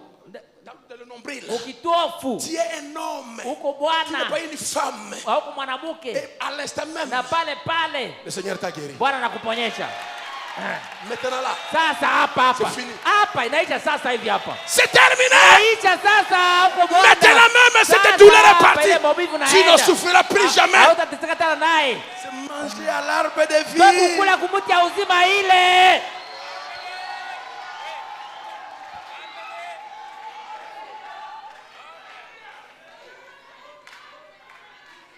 Un choc que tu avais reçu. Ulipata shock. On peut continuer un peu. Amina. Oh, je continue un peu. Naendelea kidogo. Les choses obscures Mambo ya giza seront éclairées. yatangaziwa. Bambula nyonso yo. Bamiaka ile yote. Mubai na yo. Bwana yako Ayaka. anakuyaka. Akotala ba frère. Anaenda angalia bandugu. Frère ne fait plus ça. Ndugu haifai tena. Tu mens ta femme. Unadanganya bibi yako. 3 à venir après toi. Aveni 3 nyuma yako. Dans une maison tôle rouge. Nyumba ya manjanja nyekundu. Peinture jaune. Rangi yake iko jaune. Et une fille là. Musika yake pale. Na macho kamekabambi. Que toi tu suis. Si jo unamfuataka ule. L'esprit dit arrête aujourd'hui. Roho ya Mungu anakuambia acha leo. Si tu n'arrêtes pas. Kama uache. Dans une semaine. Juma moja. On va t'attraper avec elle. Batakubana na yeye. Ukosambwa. Utafezereka. Vous imoraux. Ndiye batu bacherati. Arrêtez vos immoralités. Mwache babuchafu yenu. Qu'est-ce que vous parlez? Unasema nini? Nous retournons Tunarudi njo au temps apostolique. Waache ba mitume. Si tu ne le fais pas, Kama uitaki. mais nous sommes au retour. Tuesha rudia yetu. Arrête. Acha. Ukosamba pamba. Utafezereka.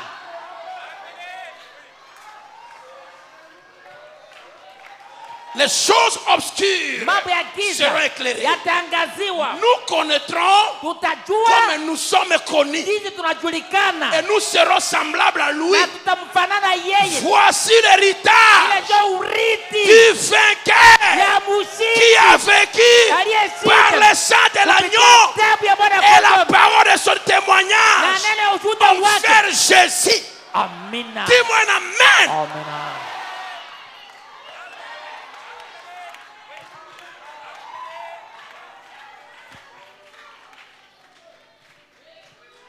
Psalm 98, âge de Fès.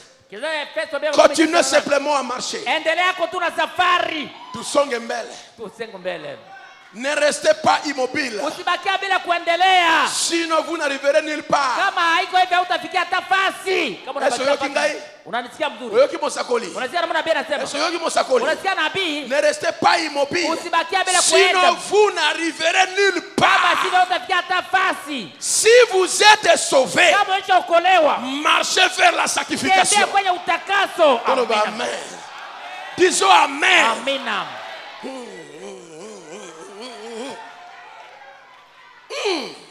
Vous direz comment y arrivera-t-on? Continuez simplement à marcher. Est-ce que le baptême du Saint-Esprit pour chaque par la force du Saint-Esprit conduis-moi, oh Jésus conduis-moi. Que chacun puisse prier le Seigneur. Kila mmoja muombe Bwana.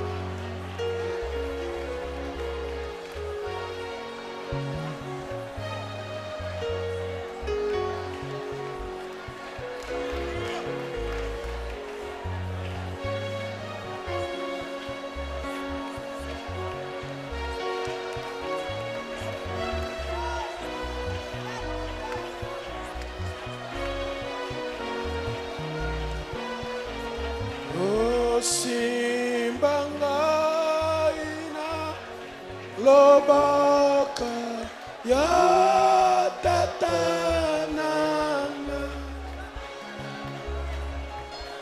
yone bombelo nanga muisakana batela kangai na mabe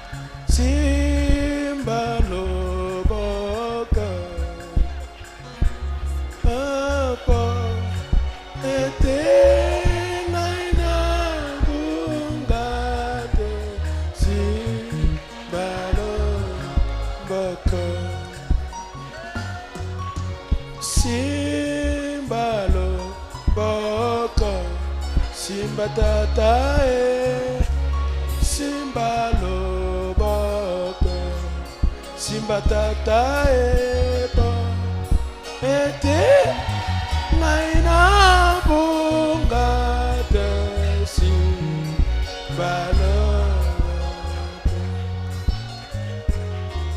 Oh Simba loboko Lève-nous debout. Tusimame sote juu.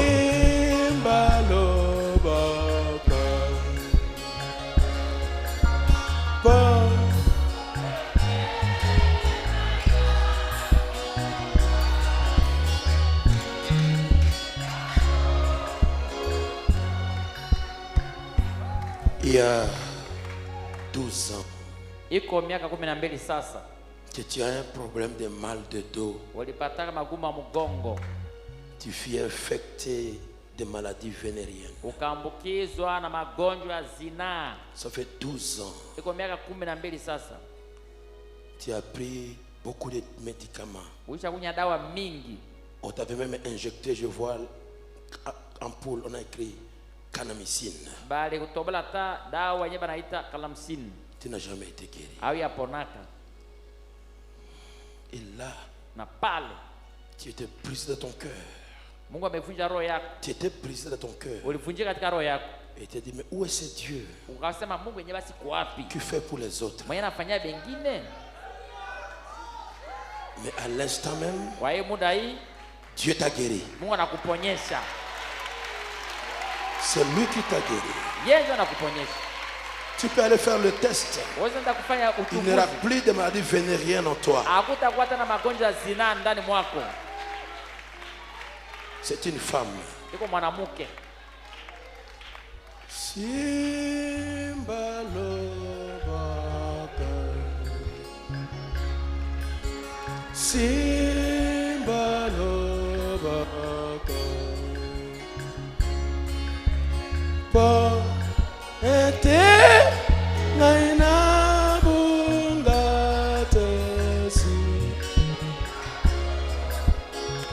Pour la dernière fois.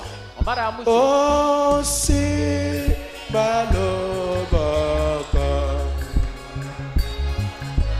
si balobaka, pa naina bungate, si balobaka. Oh Seigneur, reçois la louange. Oh Bwana, pokea shangilio. Reçois l'honneur. Pokea heshima. Reçois la gloire. Pokea utukufu. À toi seul les acclamations. Wako peke shangilio. À toi seul les ovations. Wako peke kuhimidiwa. Tu es vivant. Uko hai. Tu es réel. Uko wa kweli. Nous venons chez toi ce soir. Tunakuja kwako jioni ya et leo. nous nous repentons Na tunatubu. de notre relâchement, notre rétrogradation, notre découragement de te servir. Maintenant, prends cela, Seigneur. Jetez-les dans la mer des oublis. Mais donne à chacun la force. Et tu aides à celui qui vaincra. Par toi, nous sommes plus que vainqueurs. Découragement terminé.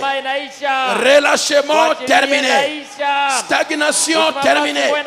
Nous venons de vaincre cela. Comme il de vaincre en Éphèse. Comme il de vaincre en Éphèse. Ce soir, il y a de vainqueurs en Célier. Donne-nous la communion avec l'arbre de vie. Et l'arbre de vie, c'est le Seigneur Jésus. Laissez-nous communier avec Jésus. Parlez avec Jésus. Que Dieu nous conduise. Que Jésus ordonne que les choses arrivent. Donne cela à tes enfants. Donne cela à tes fils. Que tout le monde qui était découragé, dehors. Découragement. Je dis découragement. Dehors. Découragement. Dehors. Relâchement. Dérelâchement. Marquez le pas. Stagnation. Au nom de Jésus. Nous disons tous ensemble dehors. Oh Père. Baba. Restaure-nous, rétablis-nous et mets-nous en force pour te servir. Que la parole qui est sortie, que cela produise des vaillants guerriers, des vaillants guerriers dans la prière, des vaillants guerriers dans la consécration, dans une vie de lecture de la parole, que nous puissions avoir une communion avec toi, dans la dimension élevée, communion avec toi. Bénis l'offrande du soir et les dîmes. Parce qu'on a prié au nom de Jésus. Amen. Oh, acclamez le Seigneur encore une fois. Amen. Que Dieu provoque et produise les victorieux ici.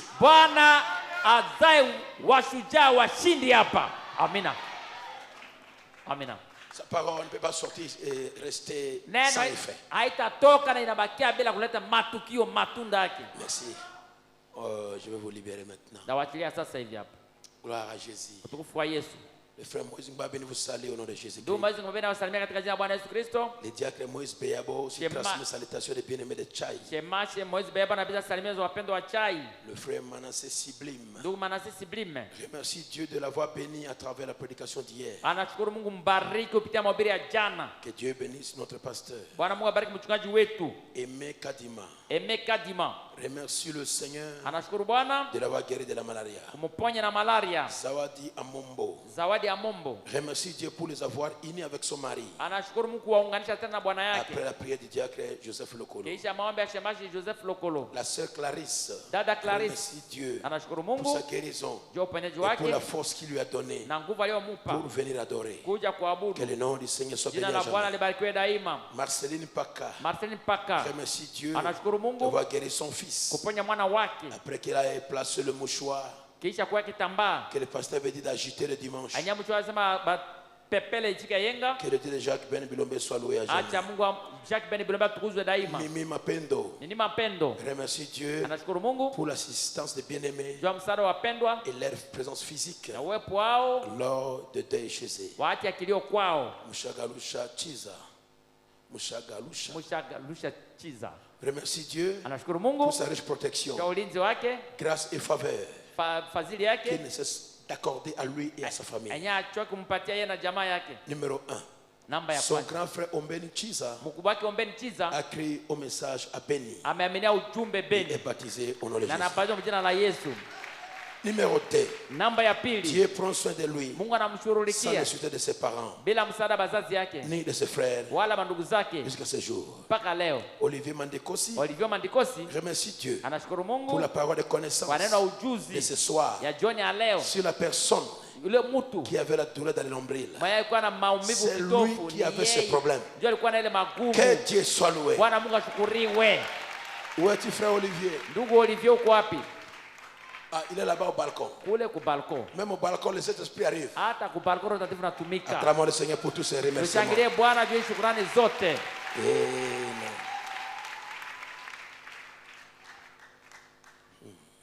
Voyage, le frère Désiré Soma qui va voyager à Getty. C'était la volonté de Dieu. Ok, sœur Irène. Permettez-moi de ne pas lire ça. Je vais prier pour ça à côté, mais je ne lis pas ça. Jonathan Udong demande la prière pour le voyage qu'il va effectuer à Bujumbura.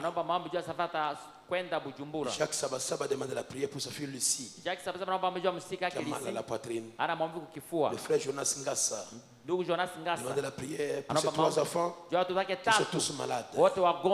Le frère Abibou demande la prière pour son frère souffrant d'une insuffisance cardiaque qui a des œdèmes bilatéraux ou œdèmes. Jonathan Mombi demande la prière pour les examens de ses enfants. Qu'il leur donne la réussite et l'intelligence.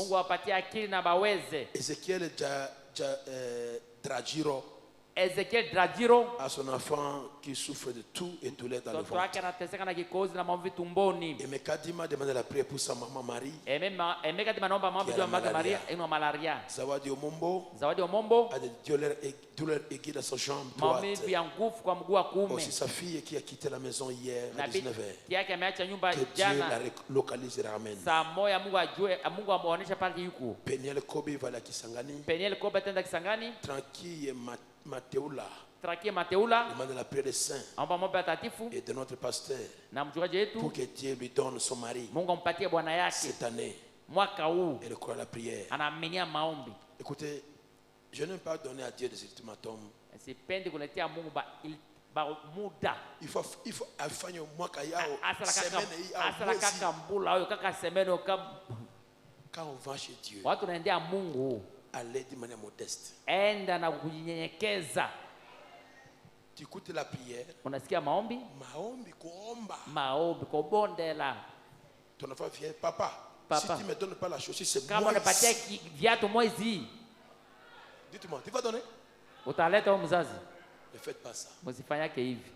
Je vis le succès J'ai vu le succès. Kama unapenda kushinda, kufaulu, shinda. Quand tu vas chez Dieu, watu wanaenda kwa Mungu. Si tu le veux, Seigneur. Oh Bwana, ungependa hata. Je sais que tu es capable. Mimi najua unaweza. Il descend. Anashuka. Il dit, Seigneur. Bwana, le travail est là. Ile kazi ile. C'est pour moi. Iko yangu. Je la vis. Nataka. Cette semaine. Hii juma hii. Sifuri. Changer d'habitude, ok? Badilisha tabia. Hein? Amina. Changer méthode de prier. Badilisha namna Ta réponse viendra vite. Jibu itakuwa upesi. Ne donne pas à Dieu l'ultimatum. Balitia Mungu ultimatum. Moïse est agréable parce que peut-être ton mari, ton vrai mari, va venir en 2023. 23. Tu vas avoir un bandit en 2020. Utapata bandit en 2022. Quand même me fait rire beaucoup. Ok, le frère Moïse est agréable. Moïse a prié pour son mouchoir. C'est ça, Moïse? C'est ça? Ok, merci. C'est déjà un. Moïse, Mambo Salomon demande à prier pour la douleur à la poitrine et la gastrique qui se Néhéma Samuel demande la prière pour la nouvelle place de commerce que Dieu puisse l'envoyer des clients. Mouchagalusha demande le salut de sa mère qui refuse le baptême authentique. Que Dieu la sauve et la guérisse de diabète, le châtiment corporel et palu égal. Deux, délivrance de ses frères Kulumushi Chiza et Bashengezi Chiza de l'alcoolisme et aussi de Mouchagarusha Chitoa. Gloire puisse être classée parmi les 250 personnes pour le travail et fonds social. 4. Que Dieu touche au cœur. Que Dieu touche au cœur de tous ceux qui ont sa dette. Isaac, Société Sécuritaire, Camille, partenaire Alain Maurice, qu'on puisse le payer. Lève-nous debout pour prier. La victoire est à moi.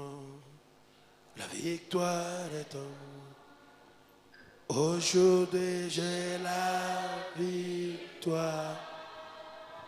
Oh, j'ai dit à Satan, éloigne-toi de moi. Aujourd'hui c'est la. Seigneur, je prie pour le cas de cette Irène. Exauce sa demande au nom de Jésus-Christ. Et tous les autres demandent que les personnes qui sont mal soient guéries. Que ceux qui ont besoin de quelque chose qu'ils reçoivent. Seigneur, exauce chacun selon sa demande au nom de Jésus. Nous sortons maintenant, Seigneur. Accompagne-nous chacun chez lui à la maison, sans accident, ni un incident malheureux. Quand se verra le dimanche, on ne manquera pas de te louer. C'est au nom de Jésus que j'ai demandé ainsi. Et que ce mouchoir aussi soit haut et que les œuvres confirment ta parole. Au nom de Jésus. Amen. Allez dans la paix du Seigneur. On va se voir le dimanche. Jésus est le victorieux. Il est victorieux. Le victorieux. Jésus est le victorieux. Victorieux de tout le temps. Victorieux, victorieux, victorieux, victorieux, victorieux. Victorieux, oh, victorieux, victorieux de tout le temps. Victorieux, victorieux, victorieux, victorieux, oh, victorieux, oh, victorieux, victorieux de tout le temps. Jésus est le victorieux, le victorieux.